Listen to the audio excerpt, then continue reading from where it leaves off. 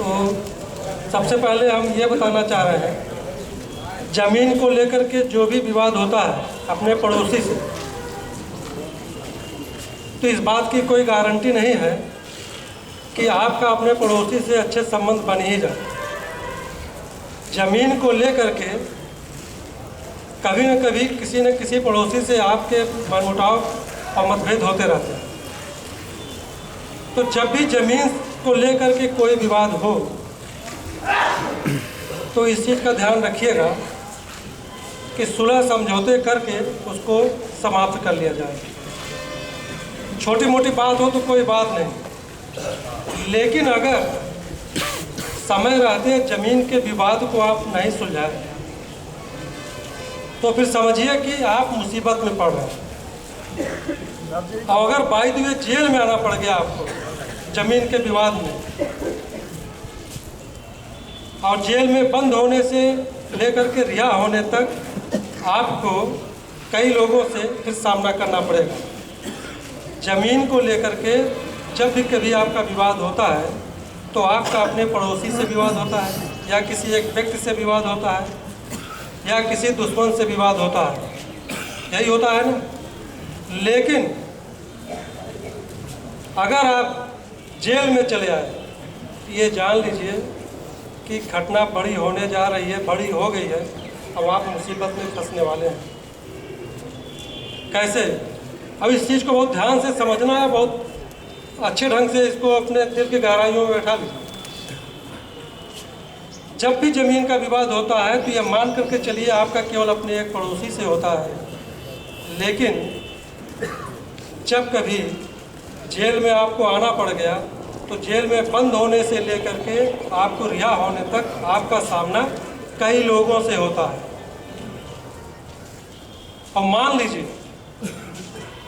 सबके साथ ऐसा नहीं, लेकिन कहा भी गया ना, सब दिन जात ने एक समान है। तो मान लीजिए ज़मीन को लेकर के 302 हो गया, 307 हो गया, उसके बाद क्या होता है? 302 होने के बाद, 307 होने के बाद आप जो है भागने का प्रयास करेंगे, आप बचने का प्रयास करेंगे पुलिस से, आप छिपने का प्रयास करेंगे, और जहां आप जाएंगे जिस अपने दोस्त के यहाँ, जिस रिश्तेदार के यहाँ, तो उसको भी इस चीज़ का डर रहेगा कि कहीं हमारे यहाँ पुलिस ना आए। तो पुलिस आपको पकड़ने का प्रयास करती है और पुलिस आपको पकड़ती भी है। तो सवाल है, आपको पुलिस क्यों पकड़ती है? पुलिस इसलिए पकड़ती है क्योंकि आपको किसी का जान लेने का अधिकार नहीं है, किसी की हत्या करने का अधिकार नहीं है, और न ही 307 करने का, और न ही किसी को मारने का आपको अधिकार दिया गया। तो सबसे पहले जो है, आपको जब भी कभी पुलिस पकड़ती है तो यह माना जाता है कि आपका सामना पुलिस से हुआ। अभी तक आपका सामना किससे था? अपने एक पड़ोसी से था, एक व्यक्ति से था, लेकिन अब आपका सामना किससे हुआ? पुलिस से हुआ। और हर व्यक्ति चाहता है, आम भारतीय यही चाहते हैं कि पुलिस से सामना ना होना पड़े, पुलिस से पूछताछ ना होना पड़े, क्योंकि हर व्यक्ति जो है पुलिस से डरता भी है और पूछताछ के समक्ष जाने में उसको काफ़ी भय लगता है। तो पहला सामना आपको किससे हुआ? पुलिस से हुआ। पुलिस आपको पकड़ती है, थाने पे ले जाती है, और थाने पे ले जा कर के आपसे कड़ाई से पूछताछ करती है, और आपके परिवार के किसी सदस्य को भी पकड़ती है, उसको भी थाने पे ला करके कड़ाई से पूछताछ करती है। उसके बाद क्या होता है? थाने से पुलिस आपको कोर्ट ले जाती है, न्यायालय ले जाती है। तो वहाँ पे आपका वारंट बनता है। तो दूसरा सामना आपका किससे हुआ? दूसरा सामना आपका कोर्ट से हुआ। और जैसे हर कोई व्यक्ति जो है कोर्ट से बचना, पुलिस से बचना चाहता है, तो वैसे ही हर व्यक्ति जो है कोर्ट कचहरी के लफड़े से बचना चाहता है। इसलिए कि कोर्ट कचहरी में आने के बाद आदमी बर्बाद होने के सिवाय नहीं होता। तो हर आदमी कोर्ट कचहरी से बचने का प्रयास करता है, और वो चाहता है कि इस लफड़े में ना पड़े तो भी ठीक है। अब कोर्ट कचहरी में जब आपका पेशी होती है, वारंट बनता है, तो उसके बाद आप कहाँ आते हैं? वारंट बनने के बाद आप कहाँ आते हैं? वारंट बनने के बाद आप जेल आते हैं। तो तीसरा सामना आपका किससे हुआ? जेल से हुआ। तो जैसे व्यक्ति पुलिस से बचना चाहता है वैसे ही व्यक्ति जो है एक बार की पुलिस से तो मान लीजिए चलिए पूछताछ की, फिर उसके बाद जो है कोर्ट कचहरी गए, लेकिन जेल में आने से बहुत से लोग बचते हैं कि जेल में आने से उसको बचना पड़ता है, यही होता है ना। और जेल में जब आता है कोई बंदी, जब बंद होता है तो सबसे पहले हम लोग क्या पूछते हैं कि आपके पास कोई वकील है कि नहीं, आपके केस की पैरवी करने के लिए कोई वकील है कि नहीं। ये होता है ना, जो भी न्यायिक अधिकारी आते हैं तो वो भी सबसे पहले यही पूछते हैं कि आपके पास कोई वकील है कि नहीं। तो चौथा सामना आपका किससे हुआ? जेल से हुआ। पहला सामना किससे हुआ आपका? पुलिस से। दूसरा सामना किससे हुआ? कोर्ट से। तीसरा सामना किससे हुआ?